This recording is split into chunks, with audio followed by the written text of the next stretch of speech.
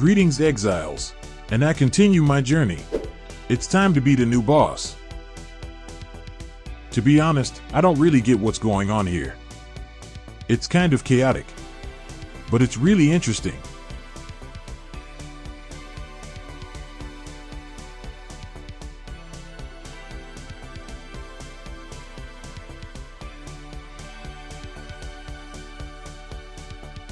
More skill points for my Atlas.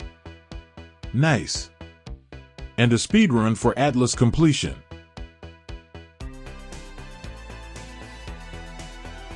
The Atlas is done, and now I can forget about it. I also managed to earn some currency for my future upgrades. To make money, I chose the boss rush strategy. My main goal is to find this encounter, get to it as quickly as possible, and kill this boss.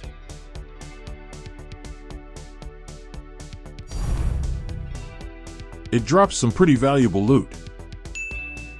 With this strategy, I quickly explore the Atlas and find citadels, and the citadel bosses also drop valuable loot.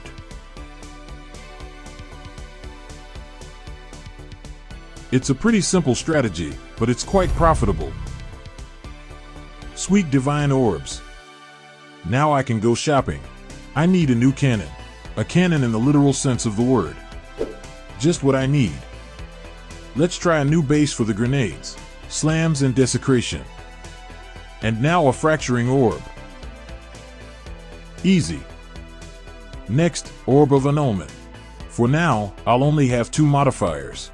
And spam chaos orbs, until we get a good prefix. High tier for added damage or increased physical damage. Something like that. Next, a greater exalted orb with omen for a guaranteed prefix. Tier 4, not ideal, but it'll do for a start. And one more time, but this time with a perfect exalted orb. Tier 4 again. The hardest part is done, and now I just need to finish the suffixes. Desecrate with omen of liege. Just what I need. Exalted slam. And then a perfect essence of battle with omen of dextral crystallization. And I need to win a 50-50 roll. I won. But if I hadn't, I would have just reused the jawbone with the guaranteed suffix. The final stage. And my new cannon is ready. Overall, it turned out pretty well. And now the main question, was my crossbow worth trading in for a new gun? Most likely yes, because an extra projectile means a lot of damage. Especially since I got lucky and was able to craft a new weapon pretty cheaply. So everyone has to decide for themselves here, and it all depends on your budget. But I can definitely say that my character looks way cooler now. Check out this bad boy. Absolutely dope.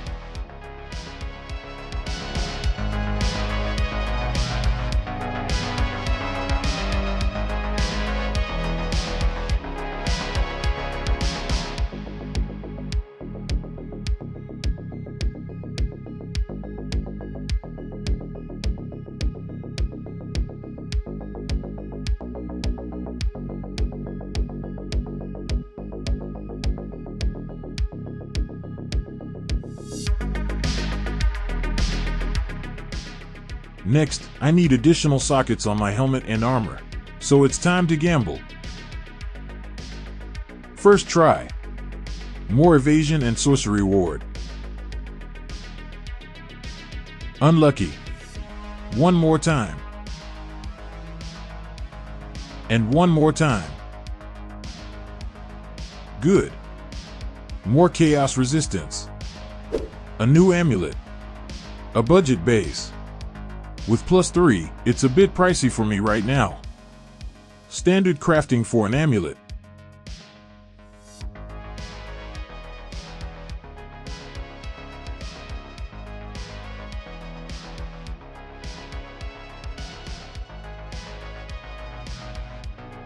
Not bad. New gloves. As always, I start by buying a magic base. Armor and resistance. Now the essence. Desecration. and double slam with an omen. Honestly, this is the standard process for basic crafting. You just need to find or buy a good magic base. Then you can add 2 guaranteed modifiers, after which you add slam and cross your fingers. Cool. And new rings. If you want to learn more about how to craft rings or amulets, you can find plenty of videos on the internet about this topic, and generally they're all the same because what I'm doing here isn't a secret. It's one of the most effective ways to make rings or amulets.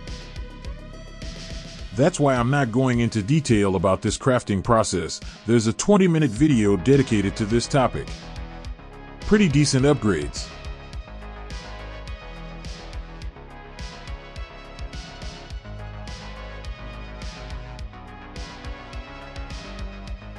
Now I have more sorcery ward and evasion, which has increased my survivability. I slightly improved my chaos resistance, and most importantly, I added rarity to my build. I think my character is ready for an expedition. Let's see what the developers have in store.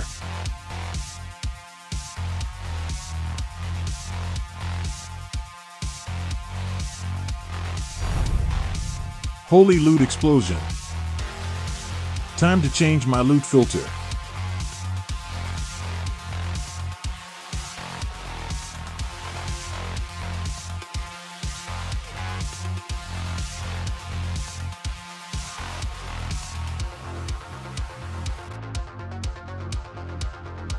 New boss.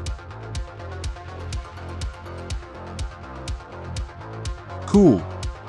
And of course, with valuable loot.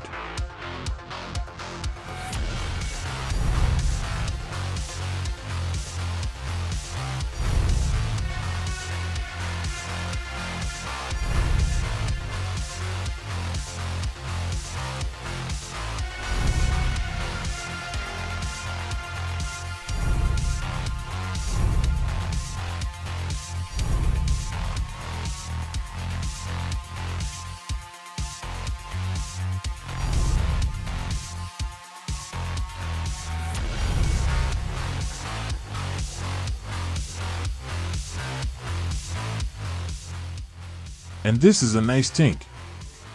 Well, what can I say? The expedition revamp turned out to be very good. Now the expedition is much more interesting, and most importantly, it's now a profitable mechanic. Good job, GGG. As you may have noticed, I returned from the expedition with some loot, and now it's time for a big purchase. More damage is always good. Although, to be honest, even without this support gem, the build feels very solid, and I don't have any particular issues with damage. I certainly don't kill bosses in half a second, but my DPS is pretty solid. And overall, you could say this build is complete. But in this patch, the devs added Mage blood. And I immediately decided I needed that damn belt.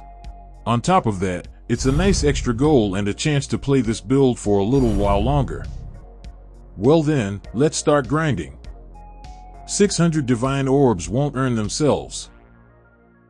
Originally, I planned to go to the temple, and I'd even started building my own temple. But then the devs nerfed it, and I realized I didn't have the desire or time to figure out the temple again and come up with a good farming strategy there. So I went back to a tried and true method, Boss Rush and the King in the Mist. It's a pretty chill strategy.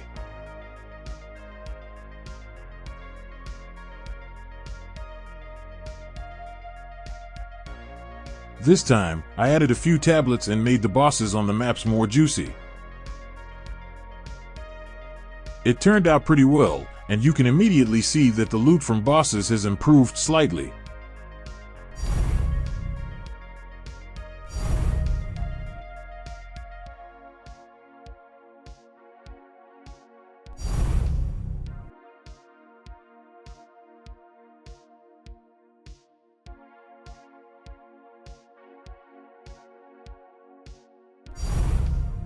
This is where I was supposed to talk about the atlas for this strategy, but I realized that 90% of the atlas is the same for all players, and the remaining 10% is generally pretty useless.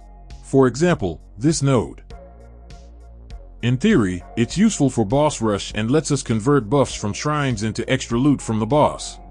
But that's just in theory, the reality is completely different. First, there isn't always a shrine on the map. Second, we still have to find that shrine, and considering that most maps are huge mazes with a bad layout, I'm not going to go out of my way to look for a shrine because it's a waste of time. Besides, it's only a 25% chance. And most importantly, the extra loot looks like this. A dozen rare items isn't exactly what I'd hoped for. Just load up the tablets and run through the maps.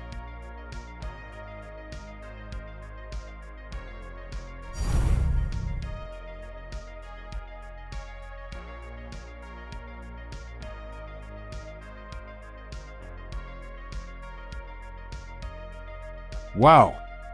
A precious jewel.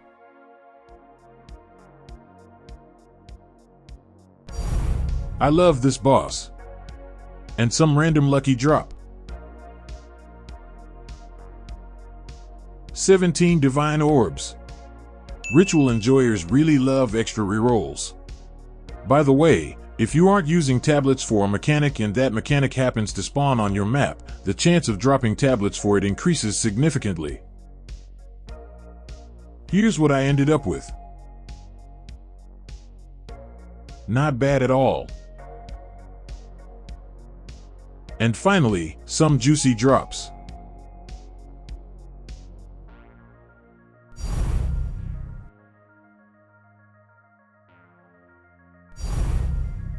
Big money. The time has come. The Holy Grail. Mage blood with movement speed. Of course, because speed is king.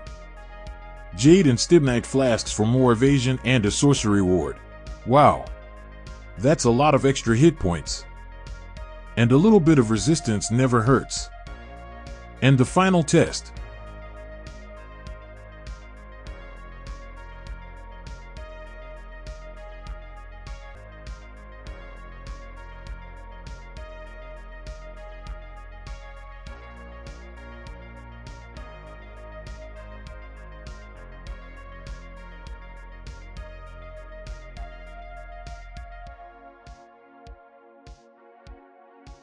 Nothing much to say here. My main goal was, have some fun, make a grenades-based build, check out the new endgame, and get Mage Blood. And I think I've achieved all my goals 100%. But most importantly, I'm eager to start a new adventure. 0.5 is a pretty fun league. I hope you enjoyed my video and found it helpful. I'm also very grateful for your likes, comments, and subscription. Bye for now, and see you in the next videos.